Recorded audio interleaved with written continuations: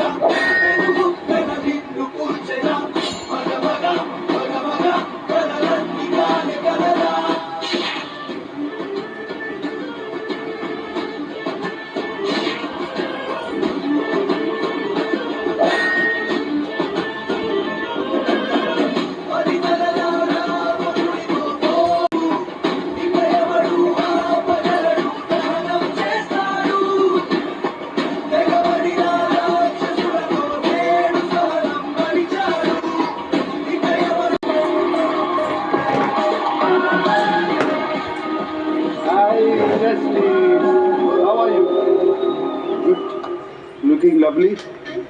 నువ్వే డాన్సర్వి, నువ్వే కొరియోగ్రాఫర్వి, ఆటోమేటిక్గా పర్ఫార్మెన్స్ బాగుంటుంది కదా. ఓకే, ఫుల్ బిజీగా ఉండుంటావు, అయినా నువ్వు బిగ్ బాస్ హౌస్లోకి వెళ్తున్నావు.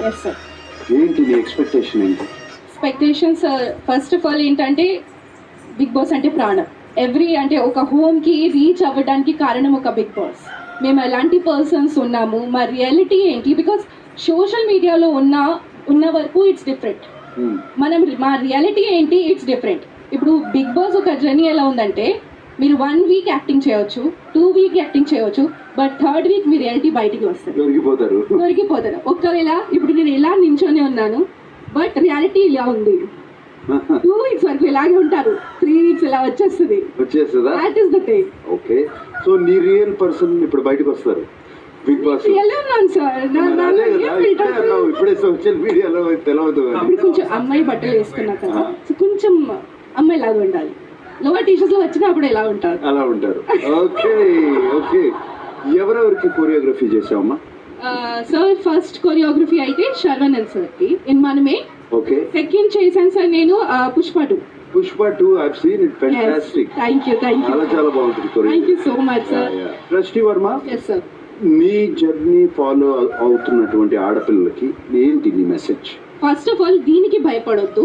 నువ్వు ఏం చెప్పడానికి అనుకుంటున్నా అది చెప్పు, పర్లేదు. సొసైటీ ఏమనుకుంటుంది, మీ రిలేటివ్స్ ఏమనుకుంటున్నారు అది పట్టించుకోకూడదు. And most importantly social media comments పట్టించకూడదు. బికాస్ సీరియస్లీ ఒక అమ్మాయి, ఒక ఆడపిల్ల ఒకవేళ ఒక బోల్డ్ స్టెప్ తీసుకున్న తర్వాత ఆ రిజల్ట్ ఏంటి, ఆ కామెంట్స్ చదివితే షీ కాంట్ సర్వైవ్.